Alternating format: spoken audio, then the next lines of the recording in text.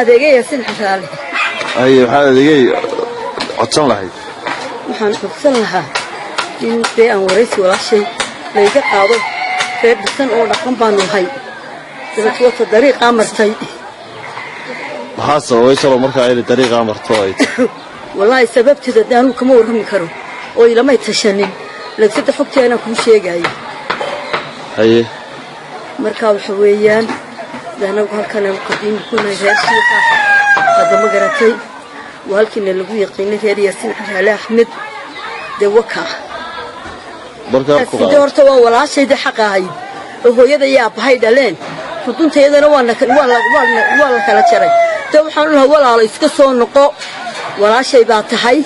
annagu waan ku rabnaa waan ku jecelahay de soo noqo hubuladaadi waalidna soo noqo dalkii aad ku dhalatay annagana noo soo noqo sababtaan gadayga ma sheekeen laakiin inay diiday de way iska cad ah way muuqataa waxa u dir lahayd bulshada reer Soomaaliland ee garanaysa bulshada reer Soomaaliland ee garanaysa waxaan u diri lahaa de wixii magaceeda iyo muuqeedaba garanayaan in xaqiiqada u sheegaan xaqana way ogtahay deedaada anigu waxaan dhashay koob iyo kontonkii halkan aan ku dhalanay gurigan iyadoo waxay dhalatay 4 iyo kontonkii hada ma garatay dadkii wixii ka dhaliyay waxna way dhinteen waxna waa xay markay de hooyaday dhalaysay joogay intii bandeed imka way dhimatay qaafa maxamed dumar badan ba halkan jooga oo de garanaya dhalashadeedii yahay maya waxa la leeyahay waxay ka cabanaysay dad walaala ah oo hooyay abooda dhaleen oo meel ku soo wada barbaaray oo walaala ah baanu hay imku bay waxaan la soo baxday hooyaday sagaal aniga iga waaweynaa baa ka dhintay markay caruurtii ka noqnoqotay marka aniga ilaahay siiyay adeegayay dabata aniga nimco wiil baa noo dhaxeeyay wiilku wuu dhintay dabata 3 baan ku noolay aniga iyo nimco iyo awd markuu awil dhintay ayay sheekadan bilowday 2005 bishii 6 markuu walaalkay dhintay ayay arrinkan bilowday arrinkan cid allaaliye cid kala tashatay may jirin anigana argagxiso ayay ugu noqotay wixii adduunka daafiisada caladiisa joogana garanayay hada ma garatay marka aniguna waxaan u tiriyay waan qiirooday marka qiiroodayna baraambir baan u tiriyay hada ma garatay walaashay markay habawday hilinkii seegtay markay haybteedii diiday markay hooyayba doontay markay aniga halaysay markaan hurda seexan waayay adiga hooyinta waxay sircaraa anoo 7 jira gurigan iyadoo ku dhalatay ayaa waxaan u soo adeegi jiray adeega ay doonto waan u keeni jiray waxa ay ku faani jirtay inay sircaraa laaris markay ka shaqaynaysay dhalashadeeda marka la weydiiyay la yiraahdo tahay ibir baan haybay u jirtay hablaha bulshada la socoto wali lama arag iyadoo diida xitaa oo ka qajisha iyadoo yar oo dhalinyaro ka qajisha dhalashadeeda oo tiraha dheer hebel meehi hablahana la bulshahay waxay oran jirtay waxaan hay gabadh yimira oo ku dhalatay degmada Sheekh bulshadeeda oo dhan baa wada taqaanay caana wadarayna nimco Yaasin Xaale Axmed oo ku dhalatay degmada Sheekh oo halkan macallimadka walaashada adeega Yaasin Xaale hooyada Caasha Diiriya Samatar iyo abaheed Yaasin Xaale labadaba way geeriyoodeen way dhinteen maanta qabri bay jiifaan marka waxaan jecelahay waalidiinteedii inay u toobad keento oo ay ku soo noqoto sababtu ay tahay waxa weeye maanta noole bari ma noola annagu waxaanu ku leenahay naartii jahannama ayaad qarka u saarantay maanta haddaad dhimato oo sidee aad ku jirto ay naftu kaaga baxdo waxaad ku bushaaraysataa inaad ehlu naar tahay siduu rasuulkeenu sheegay salawaatu rabbi wasalaamu calayh ee uu yidhi ridaa allah fi ridaa alwaalidayn raalli aanshaa ilaahay ka waalidku ku xidhan yahay marka waxaan leeyahay gabadha waxaad ku jirtaa dambiyada ugu waaweyn ee kabaa'irta rasuulka ayaa la weydiiyey maxaa adduunyada ugu fadli badan wuxuu rasuulku sallallahu alayhi wasallam la tushriku billahi shay'an ilaahay oo aan waxba lala wadaajin waxa ku xiga oo bil waalidayn ihsaana waxay leeyahay waxa kula sheekh dadkii qabtay wuu joogaa anagu nimcayaasiin isku koox baa lahayn xaafada loo jirnay waa la qaadan nimcayaasiin inay maanta sheegatay jubilda iyo sheegatay sacdusana laba ku qaad lamana xadun lamana boogin waxay ku dhaatay ay joogtay kagala tagtay macluumaad ma ku ahay sharaf ma ku ahay laakiin maanta waxaa leedahay adeega nimca waxaan ku leedahay waasha adeego ooyeysa كلح سنة أدوية خامس صور دمرية هذا مع الحسين بلا يلاها هي المعية السم حد كتغاني حد كتغاني معي السم حد كتغاني عشان دريس ما ترد شيء أنا هاي لا يوم بدو بمشار هنا لكم يا عروض مديدي بيبي كمر كهيد بلا نبشار نقوم ما فهمت أنت على بدو تقول أنت قادر كسم كأنت تروح حسن يا أديك أنت على بدنا وياه هذا أوردن وربنا كهيني وحنا قبطي وحنا الإسلام تلو رنتري حابية يصير نور يا قبطي صومي دينجران يدمر كله شوقي مركا أيضا لكن إنسان صاحبتي ما الشيخ ما يقول على سيران كاس هنا ياسين عرالة روي هنا ياسين عرالة أحمد نويهي اللي هذه كذا وكوركاس waxaan ila hadlaysaa maxaan ku dhahay Yaasiin Caraale oo ku dhalatay degmada Sheekh oo aanu saaxiib ahaan jiray oo ka ahay dugsiga Sheekh macallimad arday fara badan ka soo saarto macallimad ahaan jirtay markaan Yaasiin Caraale Yaasiin Caraale ahayd waxa dhalay Aasha iyo Yaasiin Caraale iska dhalay labada ruux iska dhalayna laba ruux oo maxaan ku dhahay jecel bay hayeen iyana way jecelayd bilaayo kala sacabsato heshay marka waxaan leenahay Yaasiin Caraale qabiilkeeda ma diidays way ku faani jirtay إلى ما حد قف بالآذن أنتوا قبل كده كفاني شرتي وحي كفاني شرتي واحد عليها الكائن المالي قاعد كوضح عنا نقول صعنا نقول بالبركة صعنا أي تبينا ونورستي قاعد يعني مخاعنا اللي يجي هنا كلنا تنوع مسعبت لنا ديريه هم بان بلدن بان معي ياسين على يقول هذا المركب كله مسعبت اللي تنحط قبل كده وحق رئيسه قبل عين كاسو يبيرو ساسة بان هاي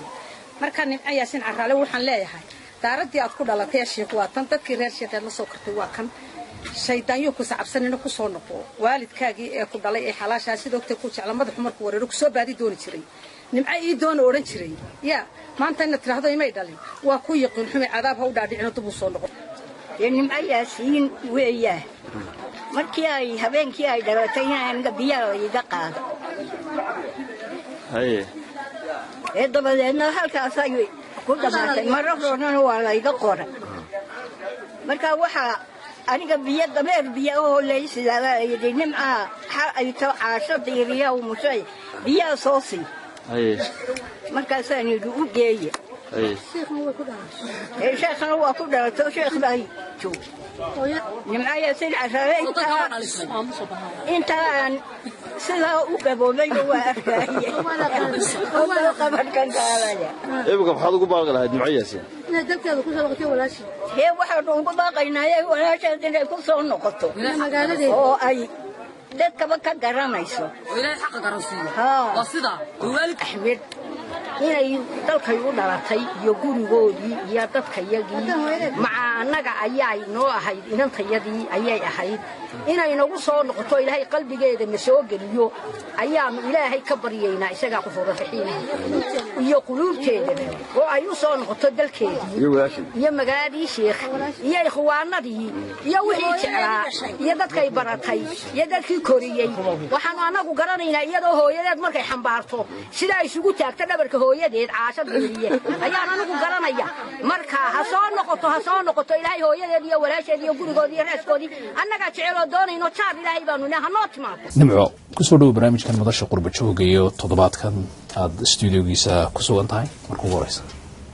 waan ku dhawahay waanan kugu mahadnaqayaa inaad maanta barnaamijkan ii soo bandhigto waan idin salaamaya bahda TV-ga Somaliland gaaraan Cabdullaahi adiga aad baad u mahadsan tahay nimcanaad anigoo runtii waqtigaaga qaaliga oo aad ku jirto hawlo badan oo la xidhiidha dhinacii fanka bal marka ugu horeysa dadku waxay aad kugu yaqaanaan inaad tahay nimco Yaasiin Caraale waxaynu gelinaa maanta qayb ka duwan oo dadkii faraha badnaa ee fankaaga ku xidhnaa bal ay arkaan dhinaca noloshaada dhabta ah taa markaynaan u gudagelin bal waxaad horta marka ugu hor sheegtaa bal xilligii magacan nimco Yaasiin Caraale uu fan ahaan soo galay ee bulshada kugu baratay 86 ayaan riwaayad dhigay way riwaayadii isaga jacaylka Maxamed Salebaan iyo Shamaal iyo markaasaan horta magacaygu caan baxay waad marka hore gabadha ardayda marna gurigooda iska joogtaan laakiinse marka magacaygu caan baxay waa markaa laakiinse waxaa jirtay marka horeysay kan eerka ka baxay yana riwaayad baan dhigay oo leedo iftiinka aqoonta Saciid Saalax baa lahaa way hees baa ka caan baxday runtii alif la kordhebe alif loo slebe alif marka xilligaas ayuu magacan u baxayaa iyo adigu iyo magacooda socdaaba aan noqotay waxa la soo yahay oo dabcan fanaaniintu hadii goorale taariikhooda iyo xilliga fanka bilaabay iyo meelaha ay ka soo jeedaan baa hadda laga faalooda waxa tahay fanaanad kamida fanaaniinta magaca yihiin magac kale loo yaqaano caanka magaca lagu yaqaano Nimco Yaasiin Caraale marka laga yimaado goorma magaca kale ogaatay inaad lagu yaqaano Burcad Jaamac Xirsi runtii wallahi horta anigu waxaan anigu ku koray Djibouti way oo ku garabsaday malxamad baan ka galay halkaasaan ku weynaaday halkaas aligu xalaaleeyay anigu 7 jir 8 jir sheekhin bas waxaan galay sheekh anu weyno de 8 jir meelahaas 7 jir baan nimid de marka de magacaygu waa reerkiisa korsaday tasaasin baan anigu u haystay in kastoo markaan Djibouti joogay in loo oran jiray Maxamuud Abdullaahi wiilaan markaa maadeerayno ka shaqeyn jireen airportka Djibouti oo markaa Djibouti gaala anagoo yar 5 jira oo runtii beerkaan lumayna reerka la socday oo garanay after 2 years waxaad ka faalato mar haddaad ogaatay inaad Djibouti inaad ku soo kortay adigoo yarna sheekh lagu ana Djibouti ma ku garaasaday anigu waa sheekh la keenay markii sheekh lagu keenay ilaa intii aad fanka soo baxaysay noqonaysay fanaanada weyn ee sida weyn loo yaqaano saa sheegtay aad Maxamed Salebaan oo suuq fanaan weyn muddo dheer marka fanku horta ku soo jiray aad heesaana la qaaday Nimco Yaasiin Caraale mad xilliga ahayd inta soo dhan marka maxaa ka lifeenada ogaanina dada taman garanayna ma aqoon laakiin reerku isoo xiriirinayaan wax badan way ilaa iyo inta 20 sano kan joogay markaan Djibouti joogay way heleen way reerka way la hadleen waan ogaa laakiinse markii dambe adigu reerkan aan xiriir lahayn waan imanaya sharci imanaysan marka runtii man qaadan baasaboorka weyn markii dambe aan British ka qaatay oo tan 2000 kaani khadar tagnay marka kadib baan reerka soo baranay marka soo helay laakiinse intii kale oo dhan xiriir baan wada socday marka muddada aad xiriirka waday dareenkaagu sidoo ahaa intii aanad la kulmin dareenkaygu ajaayib ahaa way marka waxay gabadheedu Nuura Cabdi Cali walkan degan Dina Cabdi Cali reerkaas xiriirka suuqay xiraayay abadoobi joogin Hargeysa joogin Mareykanka joogin marka wisuka inantaas isku kay xiriirsan Nuura reerku weyn way marka baad goobka lagu baadi goobay dhinaca qulub ka socda xagaa kama soconmaya ma uu ka socday anu markii aan baasaboorka ila wantigi intii ka horeysay xiriirkay toos buu ahaa way intii aanad imanin UK muddo dheer baad imka UK deganta ama London Muqdisho kala joogtay fankaagu sida aad ku soo gashay miyay markaa ku muuqatay in aad qof dalka ku soo gashay way wuu socday laakiin sidee waa inaan reerkintan iska baranayno baan doonayna waadalkay ku saleeyeen way marka waad ka warhaysay laakiin marka hawa ka warhay way magacan Nimco marka laga yimaado Burcad lagu dhaao magac sheegay qof qurux badan oo iftiimaya ma uu weydiiyay reerka waxaan ku magacan sidoo ugu baxay soo sheegay waxay yiraahdeen waxaad ku dhalatay xeebtan Almis way dadna wad cadeed saasan ku bixina waxaad baad adii ciidan markaan saa ku dhuno ma kula garanayba waxaad cad baadahay way noo asaasi ugu baxay waxa jirta aragti kala fanaaniinta dadka qaar ay ka qabaan siiba dumarku yiraahdaan maadaama xilliyadii hore aan dadku ogolayn in gabadhu ay fankiga xaagasho waxay isticmaalaan magacyo kale marka ma laga yaabaa in kugu kaliftay magacaad saasi xajisto nimco may anu reerkii koriyay magacay bixiyeen weeyaan way magacay rasmiga waa kaas war wax diga waranta markii aad la kulantay qoyskii aad ogaatay inaad tahay yaalkii ku sugayn wallaahi way adkeed sheekadaasi way waan isbaranay hargeysan isku baranay cabaay meesha la yiraahdo way reerku dhan baa la soo casumo geel yaari baa la qalo waxay waaba lay wan qalayba kaas reerku isku barano way isku baranayo isalo daymarkaas sidoo ma reerku haystaa laba family baan leeyahay makatay family horena waan xiriiriyaa waa tahay reerkaygana waan helay hooyadeena waan haystaa ka war markii hooyada la kulantay hooyada markaan la kulmay wallahi dad badan bay la socday qaar reer London qaar reer Abu Dhabi qaar reer Geesa ilaahay baa taa ka sheekan kara marka dareenkaagu sidoo dareenkaygu dareen adigu baad garan kartaa weeyaan waay markaad hooyada aragtay iyo hooyadii hore hooyanimo u taqaanay runtii hooyadii hore way dhimatay way markaas ba dhigto yani imaad isleedahay waa qalbigaagu aad buu raacay hooyadaydan tay ma ka jirtaa markaan u tagabada anigu runtii anigu haddaanan fanaadaha inuu iska farxaanahay inuu iska qosleynin waxaan haysan damage u gaari lahaaba maskaxdayda habibtee wax ilaahay qori weeyaano kama hadli karo laakiin mardan hooyadeena waan ku arkay waan samray dhinaca dadku wax isweydiin karaan nimco talooyay la dhalatay kale oo iyaguna qoyskii ay magaranaysaa ay ka soo jeeda dhalmahan ee u dhalatay imsa la dhalatay marka gabar kaliya la dhashay cambar jaam xirsi way xagee ku nooshay amro hooyahay saarkiisa way laakiin family kala badan walaalahay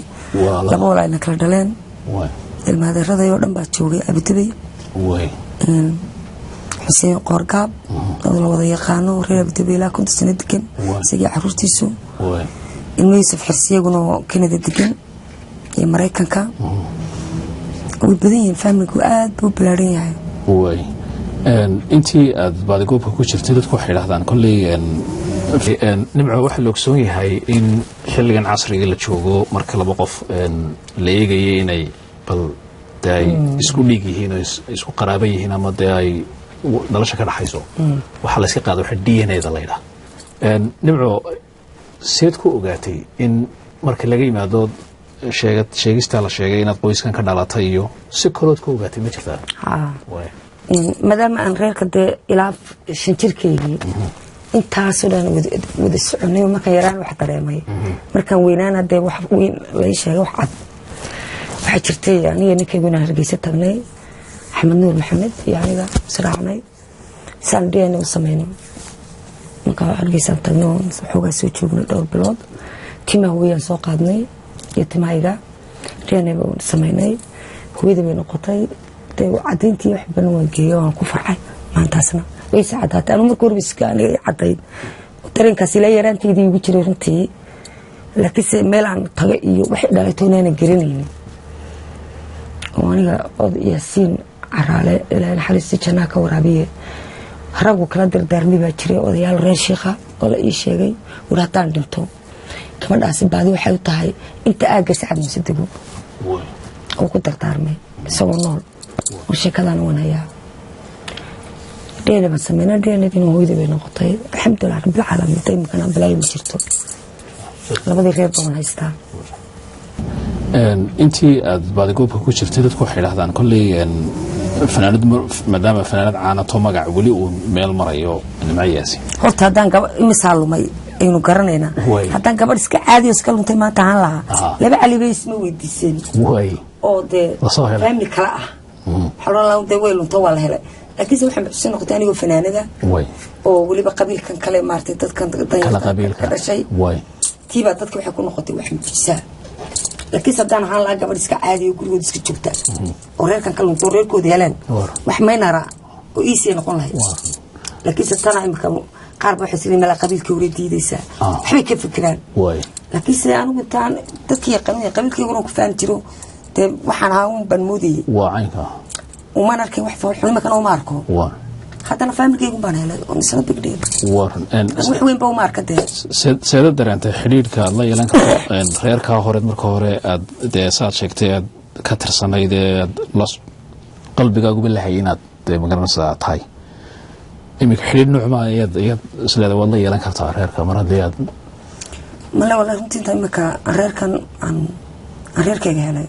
xidhiidhkaygaasi u yaraaday laakiinse waanu ismaqalaa waan caawiyaa inkastoo dee inanta weyn inan weyn baa imika reerkii ka nool way waxaad iigu noqotaa inantaa weynaba iyadoo runta ii sheegtay oo tirda waan kusoo korina xaqna waan kugu leenahay aanay kuwana kugu lahayn way dadkiina daawanay xaleen isweydiiyaan nimco sidee u luntay markaa mar haddii ay jabuutina joogtay jabuuti waxaad la joogtay markaa qoyska ree yaasiin caraale edaday yaasiin la dhalatay markaa yaasiin bay la dhalatay batuuna caraale la joogtay ayaa korsatay oo laysiiyeyba inkeeda igu darto oo korsato iyo haysato iyada foorgur baa laysiiyeyba laakiinse hooyadeydii kaleba timi beri dambe islaanta way kuleedo wanay dili jirtay markaa beri dambe islaantii tibaan ku xaytay waan kaxaysanayaa iyada isoo kaxaysataa dalo sheekh bay keentay laakiinse reerku waxay gudaadeen reerku way guurayeen bay yidhahdeen halkaa miyigaas xaggaa maasaa habloodii dhinaca marka yar adiga raba nimco hooyo waa hooyada nool iminka hooyadada ku dhashay ku dihatay markaa ayaad hooyada ku dihatay markaa magaceeda ma noo sheegi kartaa cibaado maxamuud cibaado marka cibaado ayaa markaa kugu dartay miya reerka kale la soo kortay reerkii hele baa isiiyey walaashii markii aad luntay way xageed ka luntay markaa nimco reerku way guurayeen oo adigu biyowa baa dhacay sida reerku ii sheegeen oo xeebta Hargeysa xagga naasaha balood way marka goor makhriba oo reerku yara degay oo de kolba kuwa meel ku nastaas waa geedigale ayaan makhribkii ayuu lugtan ka xidhnaa marka waxay oodo marka cibaado waa halkan joogtaa imaka Hargeysa joogtaa waan gartay oo aad ii jecleed oo aniga xambaari jirtay hayn jirtay ayaa gabadh niga weyneeda timaa u dabaysay tiri gabadha xadhig ka fur beer cadaatay way iga furtay bala markay ilaahay intii isku maqnaayeen baan baxay waan socday istixjir baan ahaa dadna waa la waayay inuu makhribkii baaba dhacay oo raadkaygii baa la raacay waa la isku waashay hayo gabadhi baal baa cunay baal baa qaatin baa loo geystay isla markaa waxaa dhacay aabahay uu dhaqaaqay sinaysa habeenka ilaa hadda habeenkaas baatoonkayga u baxay lama hayo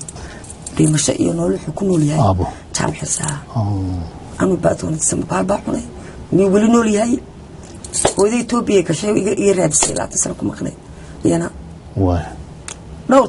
toban sano kadib ayana soo noqotay si xagga raadinaysa tawakaas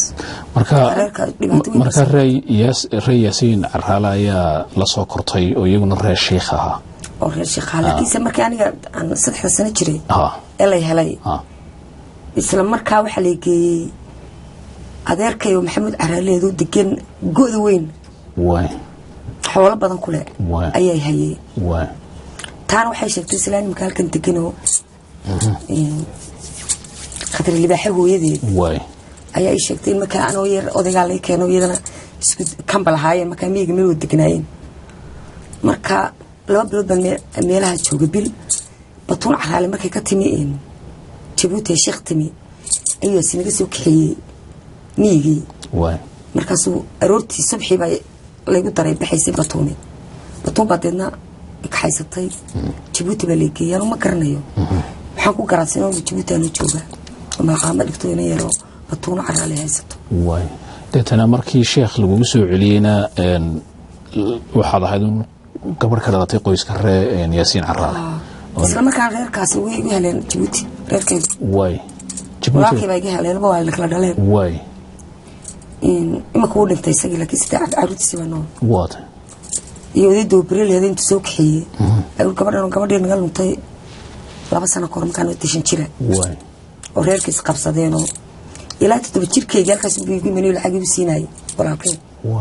walaanaga ku dhalay oo aynkaas oo reerka qabsaday intaasna waan garanay markaan noqday waan weydiiyay waxa ku reer baa igu yiri anaga ku dhalay maxaa jira marka miya ku sheegeen sababta markay ku kaxayn waayeen kuwani markii ay ku ogaadeen inaad Djibouti lagu hayo Djibouti markaa sharci malaa hooyadii baa lala hadlay family waa lala hadlay kulli waa gabadhi Djibouti baan ku haynaa naga soo gaala si loo lahaa inkareerku waxay eedayeen ninkaan waa laanahay eedan isagaana muxuu dayaxay kibriga badu xooga saar lahaa isaga la hadano may u dhintay inay iska bilayd iska kartayso shaqeeyo oo iska keer la sabuha si sheegeen laakiin hadduu xooga saar lahaa barigaas baa reerka shaqina hilaa inuu kide wadankan uu adkaasi loo kala Francis haystay wali hilaa khasab marka sheekh ilaa dayntii la ku gaadhay inaad ku noolaato daadad marada 7 jir la stage ku timid magaalada sheekh laga qoray iskuulkii hoose kii dhexe marka dhimiyay dana macallimad baan ka noqday iskuulkii baan ku soo noqday wakaas aban sheekh anu jecelahay intuu magaalo dad jecel oo ku soo barbaaray waxa dawaan markaas aad sheegtay hooyada kula kulantay Hargeysa iyo qoysaska kala duwanaa badan la kulankiinu ma wuxuu ka dhashay mid xagga hooyo ku raadinaysay mise mid adiga ka soo go'ay inaad Hargeysa ugu tagto mar hadii muddada dheer baa ka warhaysay in Djibouti nafs joogtay sheekh ka tagtay laakiin samee ugu sheekh la keenay marka waxa ay Soomaaliya Itoobiya meel leegay amuna dariskii laga bedelin Djibouti aan deganaa maadaama raggan igu haystaan toon xaraale odayd ka doobiro loo jiray ninkaan waa laanahay saan sheekada ku yahay inuu laga kaxeeyay kartiis baan ku soo koray mission safiilka ma karin sidee ma aragtaa malena halkii laga kaxeeyo Djibouti la xaqay laga geeyay iyo Itoobiya la geeyay ubay ka fikireen sheekh ba waxa ka fikiray halkaas inta joogtaa ma jirto marka la kulankiiga sheekay bal sida qoyskii reer Jaamac Xirsi reetam xirsi oo iskii maamulay ma jaam xirsi ay ka yimaadeen miis xirsi Mareykanka walaalkay qorgaabiyo inuu raabtiyo Umar Laadayo family wala baxay subxana bitagay hablo Mareykan bay ka yimaadeen ana xagan baan ka tagay talkiin waa lagu ducaystay marka imika magacii Nimco Yaasiin Caraale hadda magacaasgu sida magaca uga guuraysaa dad ka guurtay dhinacii abtirsiinta iyo qoys magacaas dheero dib la siigo gootay oo magaca ku soo xaan baxay marka isagu jiraya mooman inuu jiro qof sidaada kala caana oo magacaas oo kale magac kale adeegsada aan hayn adiga magaca jiray mooyaan magacyada beenta la bixi jiray oo fanku sida kale loo arkay ma jiro laakiin simka lama waxa la isku wada leeyahay wadanada kala soo kale qofna lama waxa iska leeyahay waxa weyn ma adigu wax arur ma dhashay arur ma leeyahay intii aanad burcad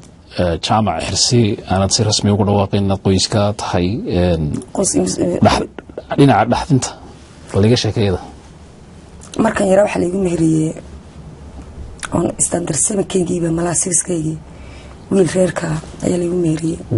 ka soo jeedo qoyska Yaasiin Caraale sino reer burxaha jaamac dibad baa loo oran jiray wax boglo baabaca loogu koraa la waayay inankaas inaan shaqaysto hadda qurux badan oo reerkoodu lacag leeyino dibataajir buu hayo xusikada dhan buu lahaa intaasoo geerasho oo reer dadhisan hargeysa ragii ugu taajirintaaba ninkii ugu haray intuu daanta ka soo baxo daantan kale guri ka dhiso aha weligu kari waay amarka ilaahay eedkii markaan ka baxay inankaas waan baxsaday aniga biibida galay si kasta hadduu inankaas yeelay weligu kari waay nag marka sorry uu dhoofay budaygu tagay warqadeedan ka qaatay waan iska furay marka inakaas markaas xilligaas guurku kugu horeysay ugu horeeyay ila kala isnayso doonay saasileen islaantana ka xaysatay inkeedii korinaysa Ibrahim batun Caraale waxay iga weynaa ka shaqada la soo saarayo iskuul Faransiis la rabay in la geliyo wax fiican lay wado ay islaantii weedeedii labaadii timi soo qaxaysatay marka saasa ay ku dhacday inaan calafsku yeelan nimco aad baad u mahadsan tahay wax kaloo jecesha inaad dadka aadka fankaaga ula socda noloshaada laga yaaba inay wax badan jeceli ka ogaadaan maadaama dhaqan iska jiro intii ogsoonaay wadamada reer galbeedka dadka caanki waxaan aaminsanahay in qofku uu lumaa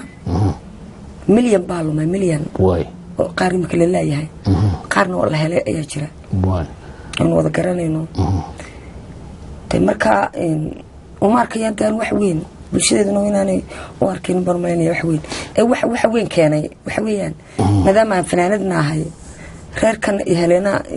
qabiilhaan marka dhinac loo eego unba dadka dhibaato keenaysa ama oranaysa ma jirto iyo way jirtaa isku qabanayaan mooyaan sanad anu ma arko wax weyn jirto wax weyn ma arko way martaan helay anigu oo nool ku arka dana bay waaye tayntaas ku samray anigu alxamdulillah hadiiban ku hay iyo qoyskiintiisa kale marka iyo qoyskiintii kale oo dhan oo aad iyo jecel aad su'aasha maxaad ku oran lahayd dadka fankaaga la socda ee laga yaabo inay ku yar dawaqaan noloshaada dahsoonayd iyo tan kale anigu weli ma ka hadinta miiri soo fadhiistay aad badan ma soo reerka is aragnay ayaan kulanay way khasab noqotay deergiisana waa joogay sharaa'idka iyo TV-da iyo markale kama hadlin hadda ilaba waan gartay hadda ku faraxsanahay inaan laba family haysto reerkayga horena aniga magacoodii baatay wata waan ku faraxsanahay hooyadana waan haystay walaashay reerkayga intii kale marka bulshada daawanaysan waxaan jecelahay iyaguna si ay ula farxaan nabcaad badiyad badnaasantay si aad ugu xidhnaato taabo subscribe iyo kambanelka